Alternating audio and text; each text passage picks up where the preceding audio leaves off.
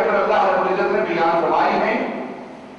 ایک مقام تفریقہ، مقام فرق، ایک مقام جمع اور ایک مقام جمع والجمع. یہ تینوں چیزوں کو اللہ رب العزت نے یہاں جمع کیا ہے. مقام تفریقہ، مقام جمع، مقام جمع والجمع، اس پر بات کرنا مقصود نہیں.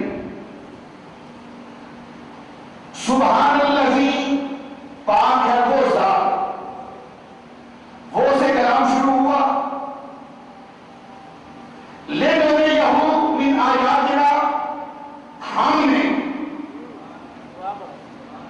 اپنی آیات میں سے، اپنی نشانیوں میں سے نشانیاں دکھائیں. یہ مقام جمع، پہلا مقام تفریقہ، مقام فرق، اور یہ مقام جمع. اور پھر اِنَّهُ هُوَ السَّمِيعُ الْبَصِيرُ، یہ مقام جمع والجمع ہے.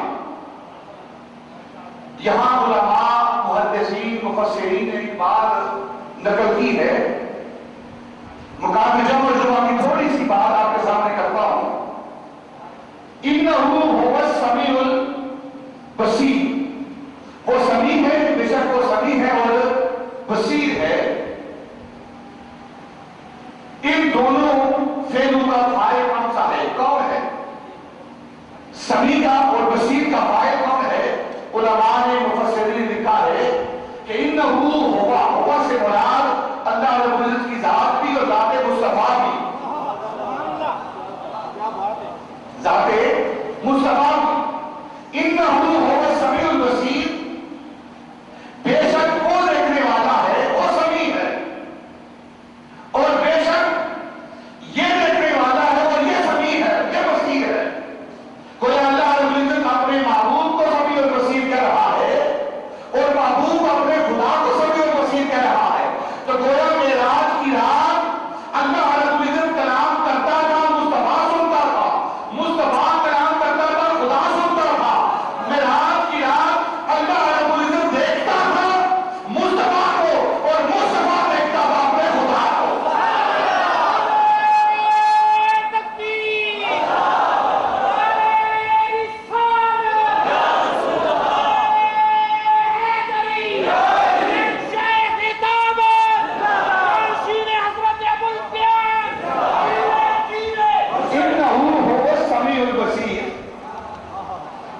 وہ کہہ رہا ہے بے شک یہ دیکھ رہا تھا، یہ سمیع تھا، یہ بصیر تھا. اور جب معبود پڑھ رہا ہے انہو هو السمیع البصیر، بے شک وہ دیکھ رہا تھا، وہ سن رہا تھا. تو جب وہ دیکھ رہا تھا معبود کو اور یہ دیکھ رہا تھا اپنے خدا کو، وہ کلام کرتا تھا، یہ سنتا تھا، یہ کلام کرتا تھا، وہ سنتا تھا.